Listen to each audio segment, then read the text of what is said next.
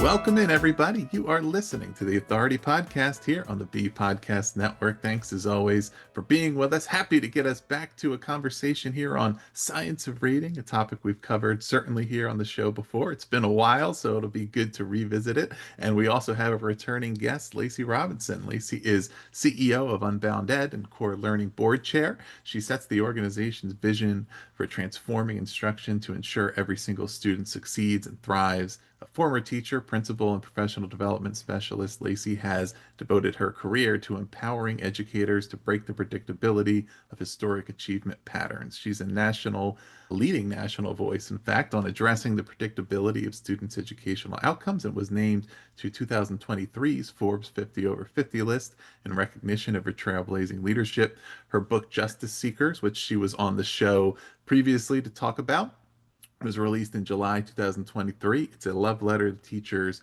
inspiring us all to recognize that justice is found in the details of teaching and learning. She frequently serves as a featured keynoter, and her personal literacy journey is shared on Emily Hanford's Sold a Story podcast. I'm sure some of you have heard that. Very popular podcast there and really well received, right? So if you listen to it, you may have heard a little bit about that. You may have heard our previous conversation here. And if not, you're hearing today. So Lacey, welcome to the show. Thank you, Ross. Thank you for having me back. It's exciting to be back on. Yeah, it's great to have you back here, and I'm looking forward to having another good conversation here. And as I introduced there, we're talking science of reading, and it's a topic that you've been discussing a lot, focusing on sharing your own story. And something I'd love to ask, I've had a chance to ask some other reading experts about this, and I always get interesting answers to it. Sometimes surprising ones, sometimes seemingly obvious, but yet why are we not doing it? And it's if we've known for decades about the science of reading, its effectiveness is proven, and there hasn't really ever been a lot of dispute around that. Why have we deviated from it? Why do we keep needing to have this conversation of getting back to the science of reading if it's always proven out that it's effective?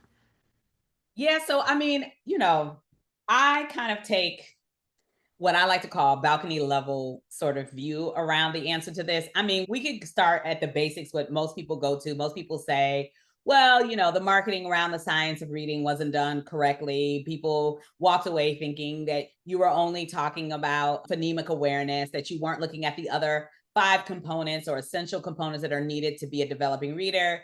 People will also say, like, well, educators have a tendency to do what's easiest. I actually kind of refute that. I don't believe that's necessarily true. I think educators do what they have access to, both knowledge and material wise.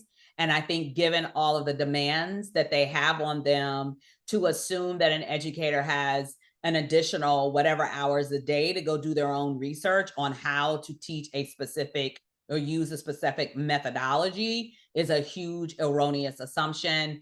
And then entrenched interest, right? Which is sort of that political take on it. And so I think starting there with the entrenched interest is usually where I start to climb up on the balcony to answer this. I actually think that part of the reason why the science of reading, and let me say this, the ensuring that our teaching core is prepared to meet our students where they are and take them beyond, has a lot to do with the reckoning that our nation has been having around what is the purpose of education. Right. Right. And like what is in fact our nation's belief about the role of education, not just in the individual's life, but in their community, and most importantly, our democracy, right? If you think about Horace Mann and what his push was around public education and why he was put sort of his stake in the ground that all folks that are in the United States, regardless of their nationality, regardless of where they live, everyone in the United States needs to be educated, because it is the education that then develops the citizen. And the citizen then upholds or ensures that a democratic society is flourishing and continuing to innovate and grow. But you have folks on the other side who don't necessarily see education as the valve for citizenship and rooting democracy. You see it as education as a means to give evidence that we live in a country that inevitably says that if you work hard and you focus, that you too can be successful. And this is the American dream. And so I think when you look at those two pieces, that's one of the reasons why we kept sort of circling the drain around the science of reading, or is it the 3Q system? Is that we haven't inevitably asked the question and answered it and stood on the answer in this nation. What is the role of education for the United States? One little caveat I'm gonna add: when you look at other nations, they've answered that question. They've answered that question. So that's part of my longest short version of why it really has sort of weebled and wobbled. I believe it's steady now for various reasons, but I don't believe we've ever really answered that question. Yeah, and there's so many components to that, right? That the discussion around the purpose of education, it should be a productive, I mean, I guess I could go into it and say it should be there should be a clear response to it, but at the very least, it should be a productive dialogue and some, some things that should be stable, some things that might evolve. And yet, I think it's difficult to have sometimes because I don't know if all of the competing viewpoints always have a viewpoint. I guess if that makes sense, as far as like if there really is an alternative presented to what the purpose should be, if we think like whatever it is, what's the default or what's been established, is if there's something incorrect about it, Yeah. what is that? What should it be instead? How are we making an affirmative case for that?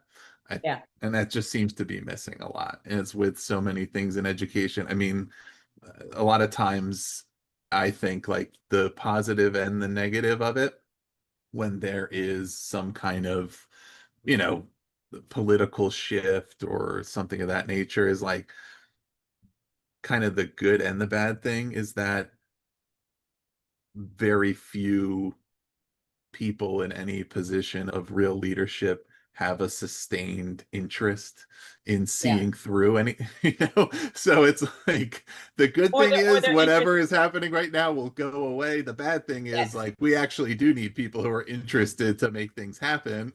So you're Yeah. kind of just weathering those storms. But I do think it's like, okay, if we think that the purpose is not, to sustain and strengthen thriving democracy through informed and educated citizens. Okay, if you think that's not exactly right or that's incomplete, what's missing from it? What should it be? How do we make that happen? Like, are there certain things we can at least agree on? And I just don't know if that's always happening. Yeah. And I would say that their interest gets competed out, I think. When you look across, we've certainly had leaders of this nation of all parties have a focus around education. I think the other piece is, and I think in its simplest form, when you think about the purpose of education, in is it to develop its citizens to uphold the democracy, or is it just really a social experiment in which if you come out on the right end of it, you will have the skill set to be a thriving, prosperous citizen that then can help support, its democracy. And I don't necessarily, when I start to have this sort of, I call it a nerd fight with someone around this, I have a tendency to walk in the middle of the road. Like, I think there is room in our halls of education for both, right? That we can at least attempt to allow each student at the end of their K-12 track, whether it's private, public, or charter, to come out with a sense of, one, I can read, write, think mathematically, critically analyze, and decide my lot in life. And I can, with a purpose, hold some sort of social responsibility in my community, in my city, my town, my nation. But ultimately, I feel united with other folks to really ensure that this state, that these United States forever stands on its foundation of a democratic or a democracy. So I think there's a way for us to do both. And I think that unfortunately, because we don't take time out to have conversations like this, we oftentimes try and figure out what is the quickest, most assured route to give us data that we are, in fact, educating the masses or making some sort of concerted effort. But that's my nerd fight version of that. Right. Yeah, I mean, it's such an interesting conversation, and even in having versions of the conversation frequently, it's like I'm still thinking of new things and different things that haven't come to mind before. I'm thinking about what it looks like to have confidence in it's almost like trust the process, like confidence to educate, confidence that if we Yes. have a predisposition toward informing and toward making information available, doing so with the appropriate guidance and right expertise to facilitate the process of learning, that it will lead to better outcomes via like critical thinking, right? If we're going to keep talking about skills like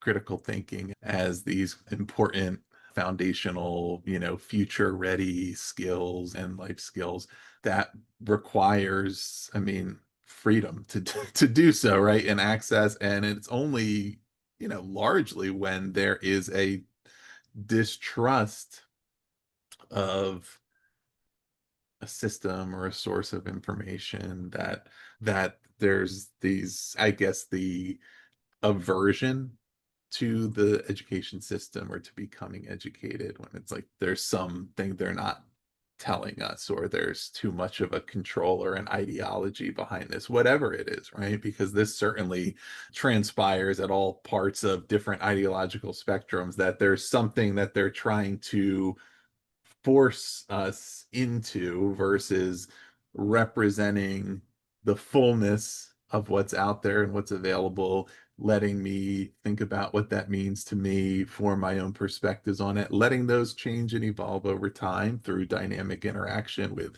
people and with sources, right? But it starts with like being confident that if we like do the right things, that the diversity of human experience and insight right, is going to lead to people who do a lot of different things with that information. But when we're either afraid that, oh, if we teach somebody about this, then they're going to do whatever, or anything like that, that's the surest way Yeah. to ensure that, like, I'm going to think that there must be something to that, because you're trying not to tell me about it, or you can't.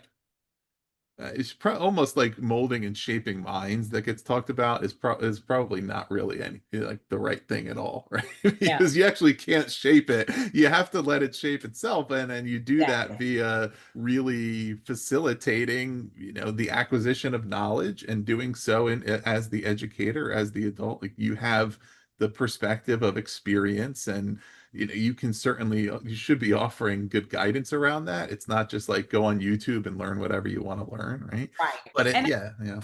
And I was going to say, it's interesting that you bring that up, because that is actually one of the culprits when you asked about the effectiveness and looking at like, why have we deviated from the science of reading? Or if this has been around since, the late 60s, early 70s, why is it that, we're now looking at 2025 and, we now see that this momentum has picked up with it. Part of it is honestly, when I went back to that initial, like the marketing, well, part of the marketing was this, I think, erroneous thinking that using the science of reading to then teach teachers and practitioners around the pedagogy and the 5 components that are essential to becoming literate, that one of those components, phonemic awareness, alphabetic principle, a lot of folks, and we could track it back to the Goodmans, you could track it back to the Clays, you could track it back. But when you looked at sort of the heart of their thinking, that was part of their call, was that, it was another way of trying to control, the masses, and that not everybody learns that way. Well, okay, yes. And people actually, yes, have different modalities of learning. And yet, science teaches us that part of that argument, people have different modalities of learning, is actually not rooted in science and research, right? Part of that argument was, well, language, you're born with your language box or the ability to be linguistically, I don't want to say sound, and there was an assumption that having language and using language as a tool would then lead to someone being able to make their best guess and to look at a word and look at the picture. And that's actually not how the brain develops. That's actually not how you develop as a reader. Language is an innate ability, just like the thinking and the understanding of numeracy is an innate building, but you actually build your reading box in your brain. And I'm using very layman terms when I say this, through your exposure to language, the alphabetic principle, sound, letter, symbol recognition, the practice of blending those sounds together, making meaning of the sounds that then formulate the word, understanding what the word is, comprehending that word within a story, comprehending it's just this one sort of staircase step after the other, and language plays the role, but it's certainly not the main mechanism to how someone learns to read. And let me say this, Ross, this is what I love about this conversation. This is why this conversation is so important. Now, I'm talking about specific researchers. I'm talking about the historical legacy around the science of reading, but I am nowhere near an expert. And I say that all the time. I am someone who, now, I have the ability to access experts. I have a phenomenal group of experts over at Core Learning, our for-profit subsidiary that has been focused on the science of reading and the teaching and coaching and supporting of structured literacy for over 25 years. We have folks out in the field that are affiliated with us, that have supported us. We have folks all over, from our friends over at Amplify to people in the Reading League. I have access to experts that when I want to know specific questions or answers, or want to know how it started or why it started, I can go to those experts. And guess what's so fascinating right now? Everybody has access to those experts. The thing that I love most, well, one of the things I love most about Emily Hanford is that not only is she a great storyteller, not only does she bring you down into the moment, but then she gives you all of this references for the research and evidence. And so I want to name, I'm not an expert. I'm a practitioner. I've been a teacher.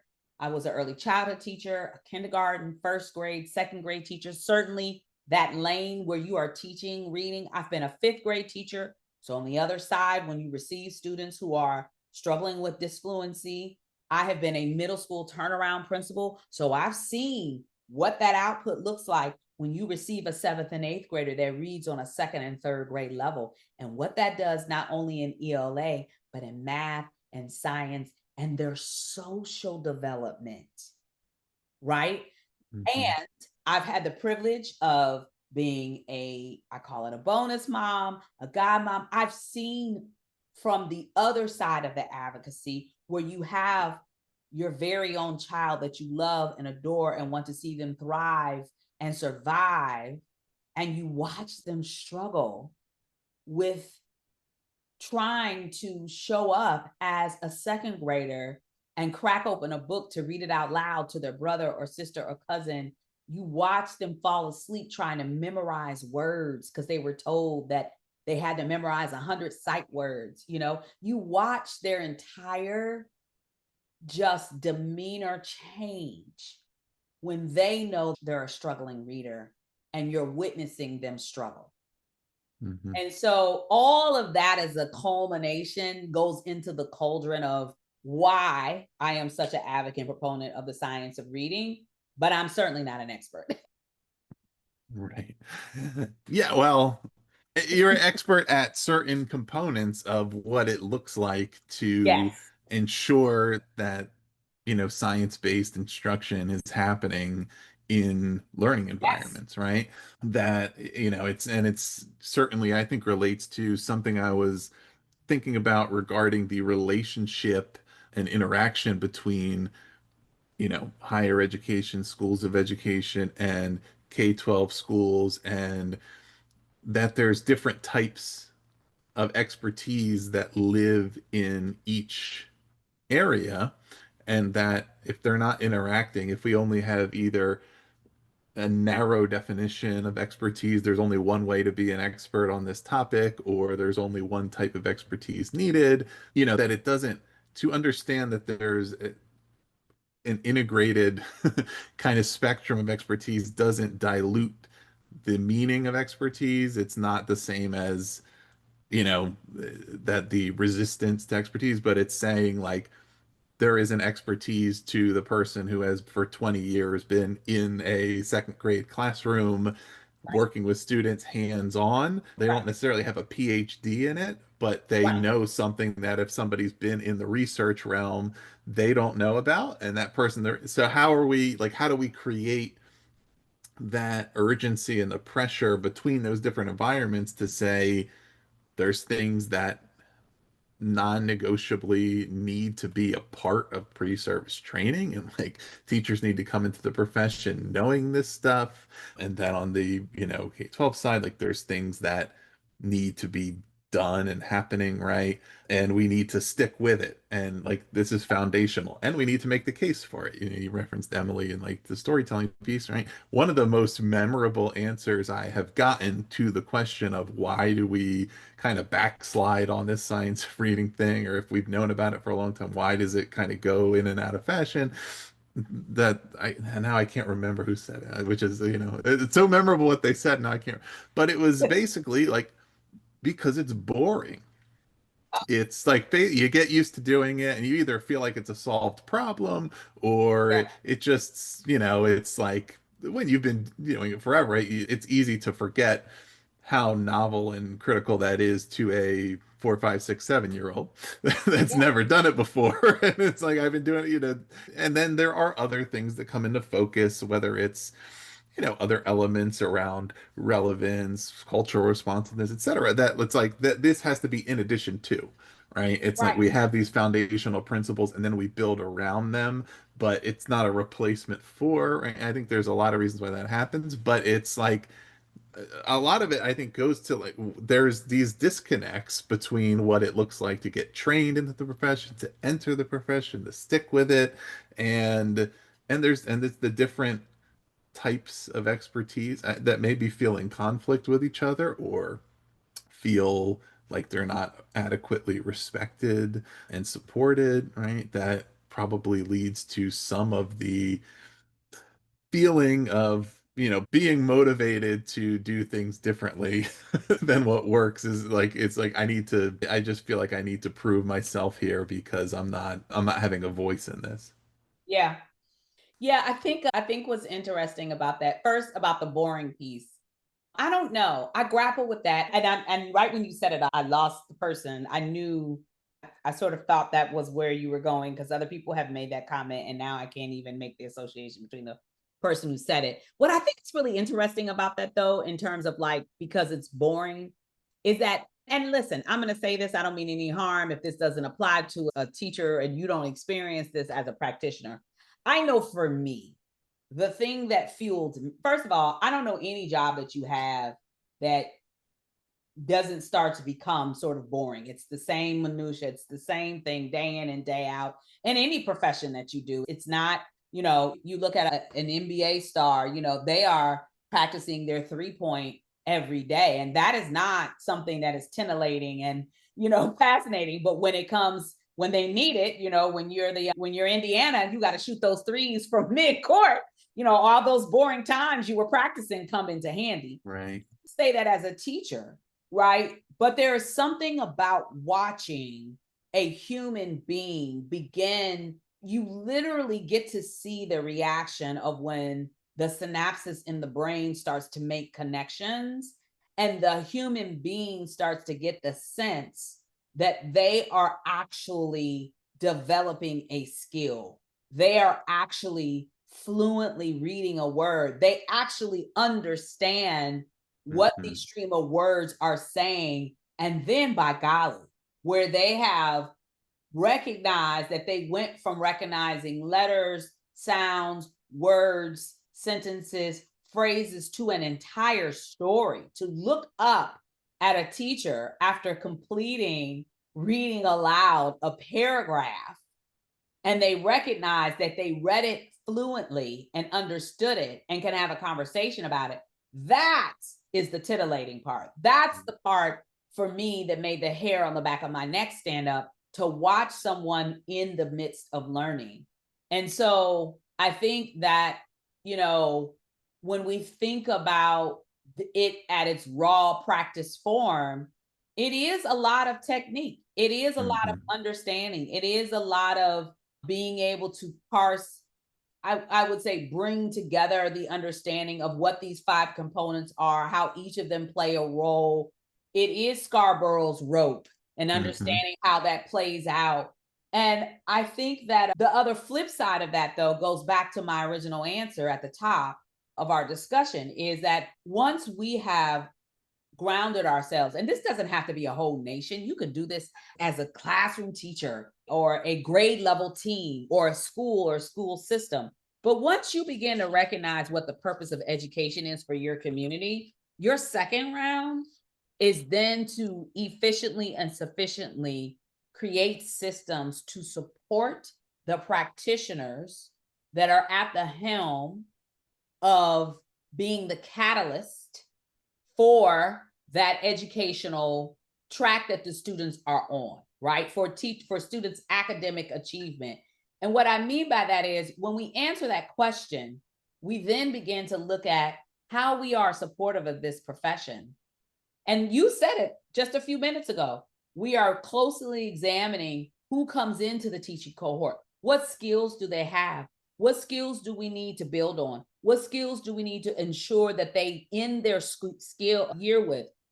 Are we putting them in front of children with no skills and expecting those children to learn to read? How are we checking in to see their development as a teacher?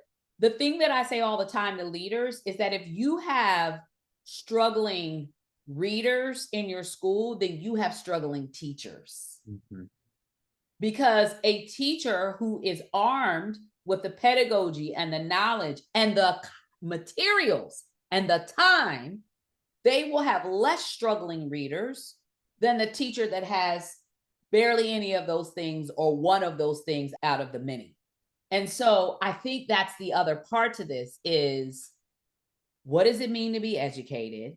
Hmm. What does it take to ensure that the professionals that are being asked to be the catalyst of education are prepared, sustained, nurtured, career trajectored in your system, so that without just any doubt that regardless of the student that's coming in, I know that this practitioner can meet this student where they are. It's like your doctor, Ross. I know when you go into the doctor's office, you're assuming that this doctor is well prepared. And I don't know about you, if you've been into a doctor's office where they have a resident and they say, "Oh, I want the resident to examine you." There's a part in your mind where you're like, "Oh God, okay, I'm glad the doctor's in here because I Yeah. don't want them to I don't want them to misread my blood pressure." It's the same thing in school. We need that same tenet around the professions that we hold for doctors.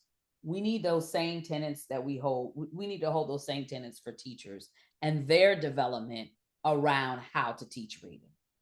Yeah, Structure. absolutely. Yeah, and I feel like it all, connects together, because I could certainly see how when the profession is presented and treated in such a way that an individual teacher feels like there's no role for what they personally bring to the job, right? Or no outlet kind of for their creativity or their individual knowledge and expertise, that you can resist something that feels like you're just being given a you know, step by step, like do exactly these things and everybody can do it exactly the same way. And you're not understanding, like to your basketball example, if you're practicing a certain fundamental skill, right, a post move or whatever, and you never get to apply it against an opponent.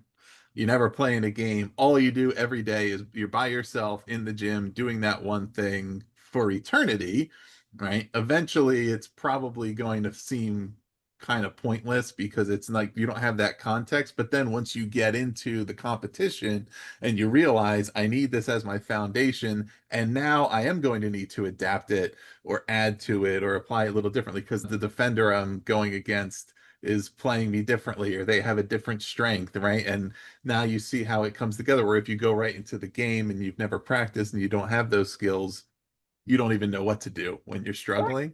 Same thing with the teaching, right? Okay, once I have these foundations down, now I can identify the student is struggling. What's the part where they're getting stuck? Or what's the thing that's not connecting? And now I can adapt. I can find a way to relate to them. I can use intervention to reinforce the skills, whatever I need to do. If I'm going into it without the foundation, I'm just kind of lost. And that's taking me to the role, like, of school leadership, administration, what they need to be doing. And it doesn't just relate to this, but this is a great example of I don't know, you know, it's certainly not universal. I don't know how consistent it is, but the attention that administration pays to these instructional practices, their involvement in it, and the role as that visionary, like, and motivating leader that is able to get teachers interested in and bought into the practices that everybody really needs to be doing, figuring out how to appropriately provide the right professional learning when we have implementation of tools that are meant to support different needs. How are we making that happen in a way that doesn't feel overwhelming or it's an add-on? But I feel like those latter parts are, you can do them more effectively when you're starting with really having good knowledge of what are the practices, why are we doing it. Like, I can describe why we're doing it if I understand why we're doing it. I still need to describe it, but if I don't understand it myself, or I'm just not attentive to that, then it is hard to get the across the board consistent application. And then there is going to be variance of these teachers over here know things really well, they're doing it in these classrooms, the students are not really being well served because their teachers are not applying the practices. Yep. Yeah, I think, well, one, I can't believe I'm I can't believe I'm about to stretch this basketball analogy, but let me say this. When you take the time out to support and garner and stretch and develop teachers' knowledge and application around structured literacy, you will have win far more championships than any other NBA or NFL or any other sports team, because you will inevitably have children that exit out of your room that will have that skill set that are prepared and perhaps even over prepared for the next grade. And here's the thing, it starts to cure your system's turnover rate. You will have a system that have educators in it for the longevity because they're winning every year, because they're seeing that their hard work and their understanding and their application and their development of what they know to be true about those 5 components of literacy applied in a structured literacy environment. They see the evidence of that. Now, here's the thing that you're saying about the leader that I sort of push up against a little bit. Taking this basketball analogy, there are basketball coaches out there that have never won a championship, that have never played on a winning championship game, right? Team. And yet they understand the strategy, the skill set, the mindset, the practice, the attitude, the conditions that are needed to make those athletes become champions, right? So Mhm. I say this to leaders all the time. I hear leaders like, well, reading wasn't my thing, math wasn't. That's fine. But you Right. understand as a leader all the conditions, the environment, the support, what your practitioners are going to need in order to understand how structured literacy should be systematized and stood up in your building. But here's the other thing that's the difference from the teacher leader and the coach. You see, a coach of a winning NBA team is not asked to run the budget. Mm-hmm. They're not asked to evaluate every single coach, every single referee, every single custodian, every single secretary. They're not asked to go in and give their synopsis of what each person's doing. They're not asked to check the lead levels in their water out of the water fountain. They're not asked to make sure that the materials count. All of the pressure, not just even pressure, all of the expectations that fall on our school leaders today. I don't know anyone other than, and I'm really not saying this facetiously, other than someone in the military at wartime that has to think about multiple things at multiple times in multiple areas in order to ensure that everyone is surviving from the beginning to the end of the day. I know this because I played that role. Mm-hmm. So for you to ask me then to make decisions or to be on top of how literacy is being literate, or I would say how structured literacy is being stood up in my building. Well, one, who showed me? What do I know about? Where's my knowledge set? Two, what are the conditions that I have that are with me that's going to help me evaluate, observe in a true way, not just to get through the evaluations because your principal supervisor is hounding you to hand it into central office. So I think that there's a lot of, and I say this all the time, people have this image, including people in our school systems, that like teachers and leaders are magical beings and that somehow they supersede the human ability right. to hold cognitive dissonance to do all of those things at once. And there are some leaders who do it very well. There are some leaders who are hearing this that are struggling, that are probably like saying amen in their car. And there are other leaders, quite frankly, who make a decision on a daily basis to ignore all that other stuff and only focus on their students' reading, writing, and mathematical ability. But I just, again, think that goes back to how we as a society, a community, a nation need to start thinking about the way we think about education, the way we think about supporting those that are standing in front of students, and most importantly, the way we think about the systems that aren't working and how to deconstruct and reconstruct those systems so that all students walk out of our K-12 buildings literate, fluent citizens of the world. Yeah, ultimately, I mean, that's the goal, right? And it needs to be, okay, how are we creating an environment where there's not, every student in every classroom in this school is being well served by where they are, right? And that we're not like in the back or the front of our minds, like we better move around these rosters because we got to kind of, and look, there are realities to practitioners who are at a different stage of their expertise, or have been at it longer, are newer, are developing, and that needs to be supported with capacity building. But if we're like persistently and accepting the fact that there's just always these couple of rooms that we're trying to cover up, like what's a potential solution to that? What do leadership teams look like? How are we empowering teacher leadership and building, like ensuring that there is a chain of accountability leading to outcomes, right? That it's not about one person trying to do everything or two people, but saying like these things need to be accounted for.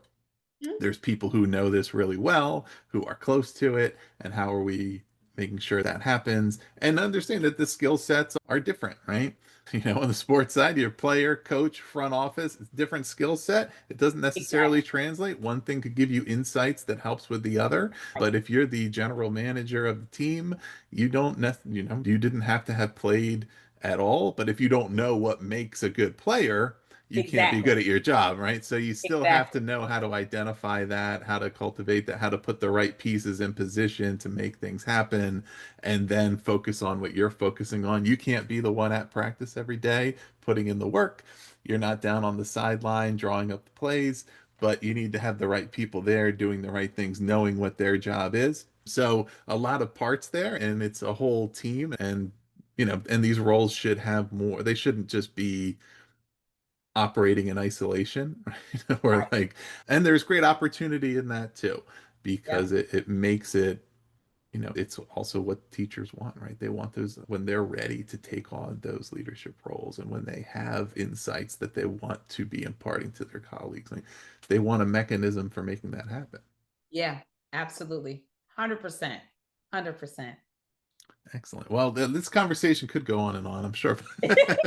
We'll figure out how to summarize and pull it together. Here's what I would ask. I'm going to take it from this side of things. So there's when we go back to the science of reading, there's maybe the more common question around what the misconceptions are, what people who are not, totally up to speed on it might not understand. But I think even maybe a more productive question right now, what's incomplete potentially if the only thing we know about reading instruction is science of reading? What else do we need to be thinking about to say, yes, like this thing is critical, it has to be there? Mhm. And then also, let's think about these components, what goes with it. That could be something that has to do with personnel, practice, how we relate to students, whatever you think. But what's the next thing, basically? Like once we've got this down and we've committed to it and we're not straying from it, all right, now we need to also focus on these other things. Yep.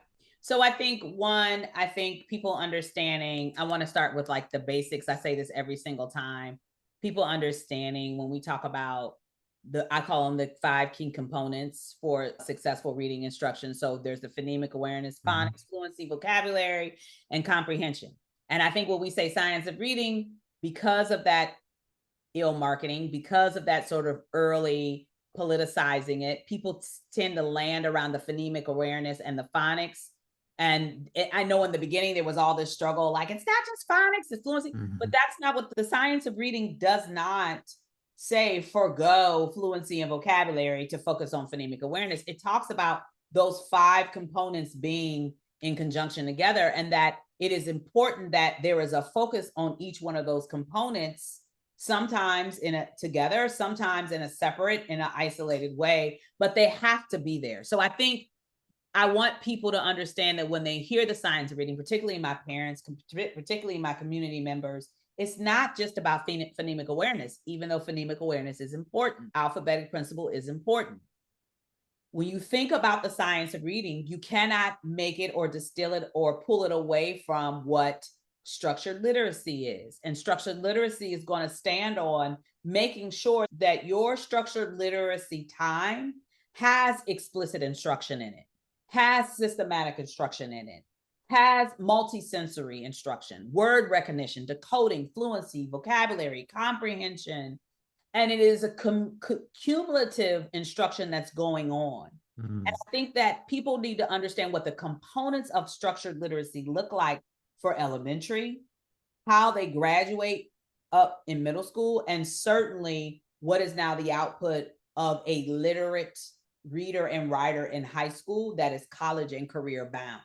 So I think it's important that folks look at that, like the continuation of not just if you're a struggling reader in first grade, a struggling reader in fifth grade, a struggling reader in ninth grade. But let's start with if I have given you access to these components, if I've taught them in a structured literacy way, what then does your educational academic pathway look like? And what should I expect of you at each stage? Right?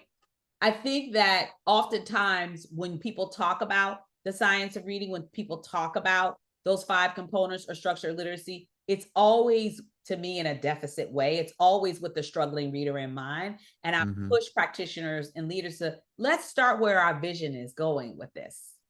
Because that at the end of the day is going to help drive you back to the why, right? That at the end of the day is going to help drive you back to your belief systems about the students and the teachers that are before you and their capability, right, of adapting, innovating, and learning around the science of reading and certainly becoming literate in their track.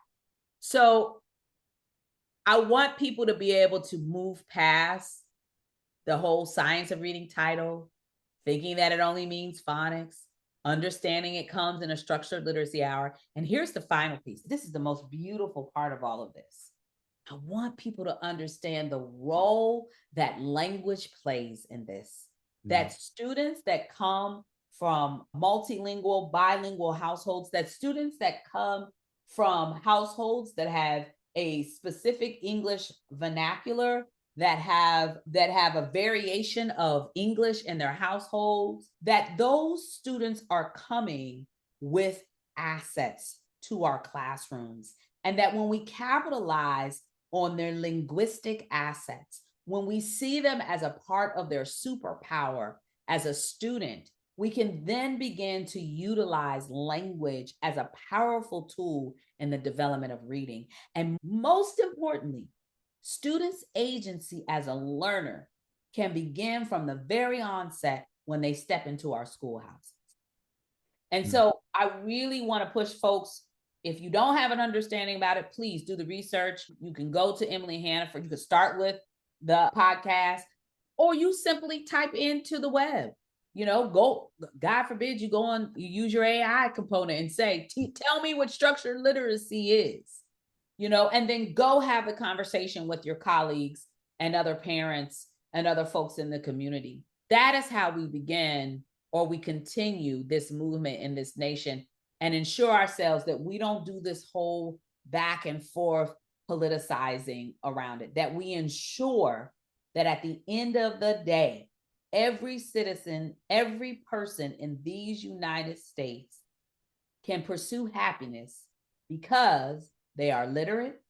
They understand how literacy helps with their writing, and they are mathematical thinkers. And all of that comes back to who you are as a reader. Absolutely. That's perfect conclusion. And yeah, a lot of good things to check out. Is there anything else, listeners, you'd like us to check out on your website or elsewhere after this conversation if they want to learn more about what you're working on? Absolutely. I invite everybody to come to unbounded.org. We have a GLEAM framework that undergirds everything that we do.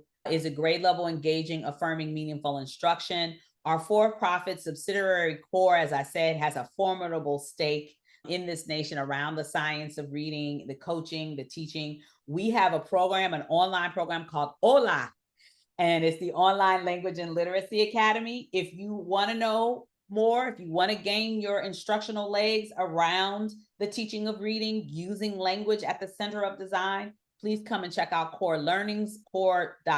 learnings website, as well as UnboundEd, and join us at our National Institute. We have one in June in Denver, Colorado. You can look up on our website, and one in July in Atlanta, Georgia. Excellent. Well, check it all out, folks. We'll put the links below, make it easy. You can click around and find everything there. You can also find our previous conversation about justice seekers. We'll put the link there to where you can find the book. And so everything that was mentioned here, it's right there for you. Check that out. Please also do subscribe to The Authority if you're not already. We'll have more interviews coming your way every week, or visit bpodcast.network to learn about all of our shows. Lacey, thanks again for being here. Thank you for having me.